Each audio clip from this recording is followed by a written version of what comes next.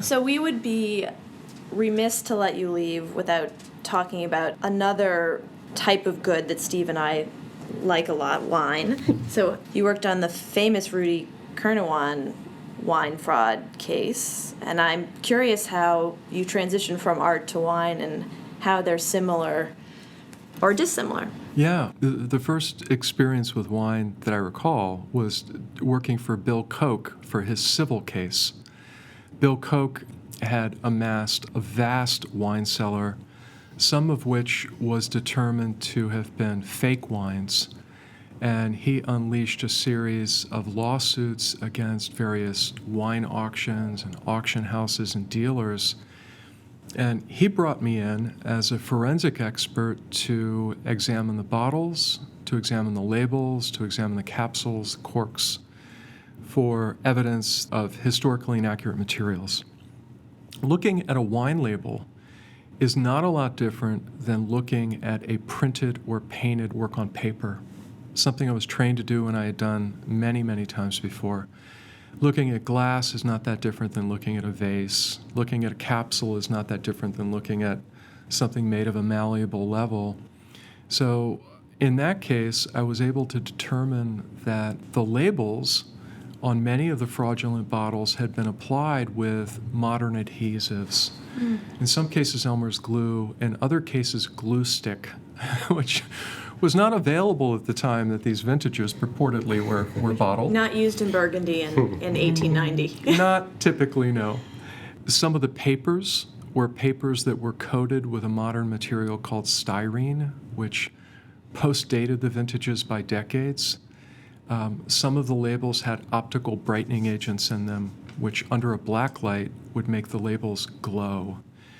And many of the labels were printed with inks, and the colors of those inks weren't invented or used at the time of the vintages. There was also deliberate aging of the labels. Material was used to cut out or clip out corners of the labels to make it look as if they'd been slid back and forth in a rack. And then there was suspicious material rubbed over the label and bottle to make it look old. And in some cases, we found synthetic materials used for that. Some of it was directional.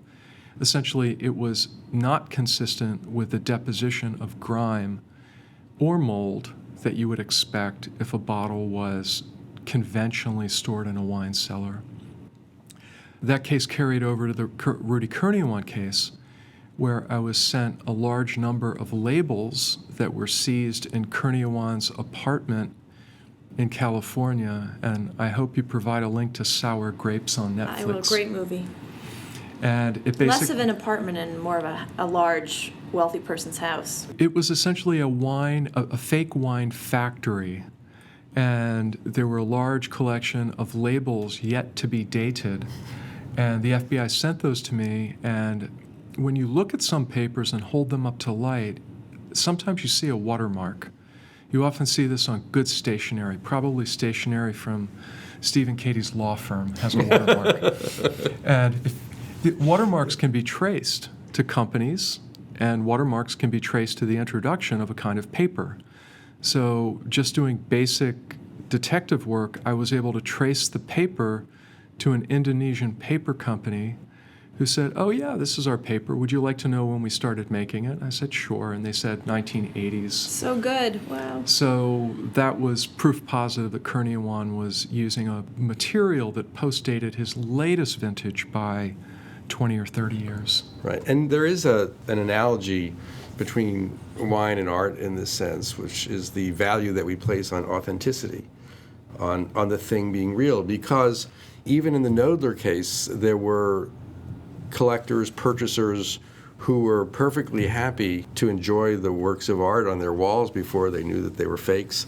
And in the wine case, all of these very sophisticated collectors of wine sat around and drank these bottles and were ecstatic about them and raved about them and enjoyed them until they learned that Rudy was making them in his sink, mixing sort of common wines together to form what he was selling as a rare Burgundy. That's one thing I think Knoedler really brought to the surface for a lot of people, too. I mean, this this was still the art they bought from Knoedler. I mean, it's not like someone swapped out a painting on their wall. It was the art they went to see, that they loved, that they brought home, that they thought was worth it.